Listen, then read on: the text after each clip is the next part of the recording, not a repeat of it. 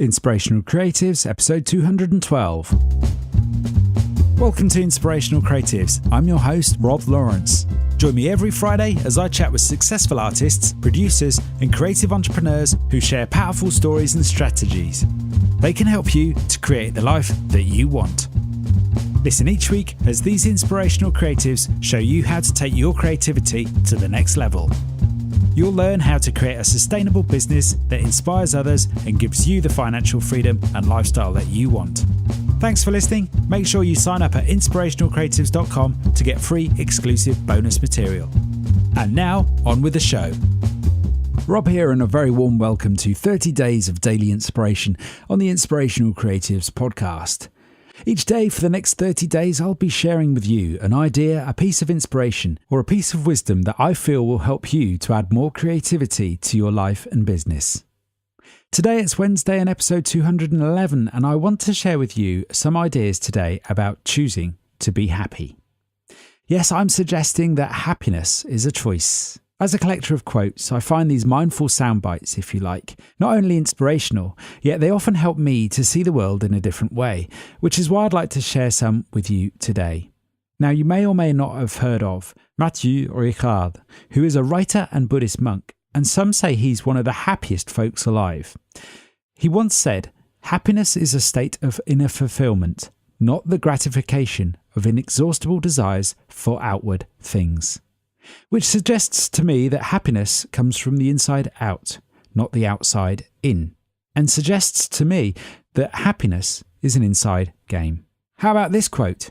"Each morning when I open my eyes, I say to myself, I, not events, have the power to make me happy or unhappy today. I can choose which it shall be. Yesterday is dead, tomorrow hasn't arrived yet. I have just one day, today, and I'm going to be happy in it." Now, Julius Henry Groucho Marx, comedian and film star, once said this, and for me it's a great example of someone who chooses to be happy. Here's another quote. "I am determined to be cheerful and happy in whatever situation I find myself. For I have learned that the greater part of our misery or unhappiness is determined not by our circumstances, but by our disposition." And that was Martha Washington, the first American First Lady. Now, you may or may not agree with these statements, yet there seems to be a lot of research that goes into what makes us happy, and modern psychology, coaching and research strongly suggest that happiness is a choice. I know that on my own journey as a coach, I'm finding that I am a happier person because each day I try to incrementally make better choices for myself, like who I choose to work and spend time with, what I wish to consume, which was yesterday's daily inspiration. And if you'd like to hear more of my thoughts on that, head on over to inspirationalcreatives.com and look for episode 211. Choosing to be happy doesn't mean that life necessarily gets easier. Life is always going to throw challenging circumstances and situations our way. And whilst we can't control people and life circumstances, we do have a strong degree of control on how we react or respond to people and life's situations. In almost any situation, we choose a response. We can choose from either a default response or a more positive response, which means we actually have two choices. There's the default choice or the more positive choice. Which are you going to choose? So, for example, when I receive a bill, perhaps from my energy supplier, I can choose to say to myself, "Oh no, another bill." Or I could respond more positively like, "This is awesome. How awesome is it that we have the technology, science and know-how in this day and age to create electricity from wind and solar farms, generators and power cables all plugged in together across the country so that I can make a cup of tea, charge my laptop and of course record an episode like this for you." Would I exchange value or money for that service? Of course I would. It's a happier thought for me. Now, I don't think about everything in that detail, but you get the idea. There's another quote or statement I'd like to share with you, and I invite you to consider it today. If we only wanted to be happy, this would soon be done. But we would want to be happier than others, and that is almost always difficult because we see them happier than they actually are. Now, this is a quote by a French writer, and if I pronounce his name correctly, it's Montesquieu. But if you know the correct pronunciation, let me know. For me, it suggests that we often see the grass is always greener in other people's lives. On the outside, their lives may look better, even more glamorous than ours, because we see them happier than they actually are. The truth is that we don't really know how they feel or what's going on in their lives or what their real challenges are. And besides, for most people, although we might care about them, it's their own business. Something I've done now for over 10 years is to keep a journal. But I've also got a special journal that I like to keep with me and in my bedside drawer. There's a reason for this, which I'll share with you in a moment. It's a journal I really like the look of and to hold, and I call it my gratitude journal. The fact that I like it so much encourages me to pick it up. Now, you may have heard of this concept before, but if not, let me share it with you, and a slight variation that I use with some of the folks that I coach and for myself.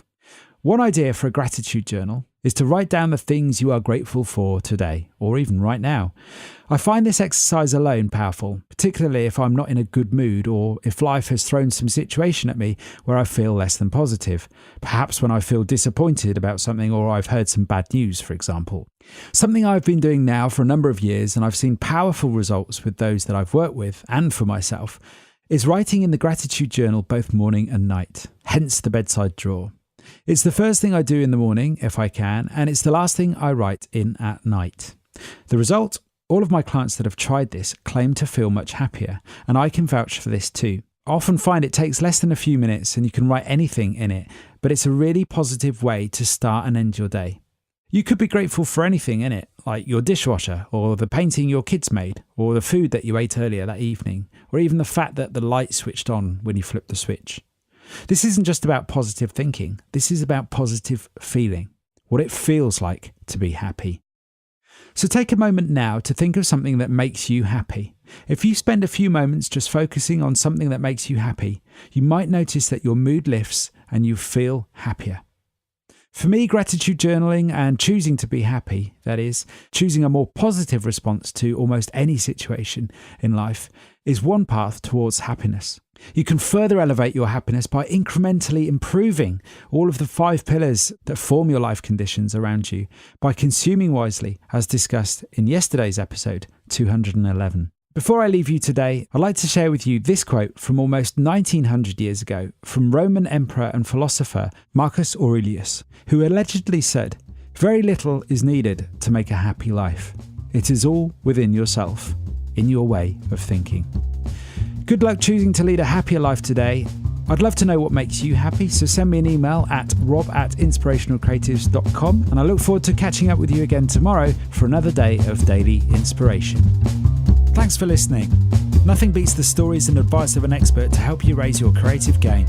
I would love to know what you thought about today's episode, so don't forget to subscribe in iTunes, where you can rate and review the show. If you like this episode, I invite you to share it on Facebook or Twitter with the one person you know who will benefit from the wisdom shared here today. You can find the show notes on inspirationalcreatives.com/podcast. If you have a burning question or a great idea for a guest, head on over to inspirationalcreatives.com/contact, where you can connect with me there.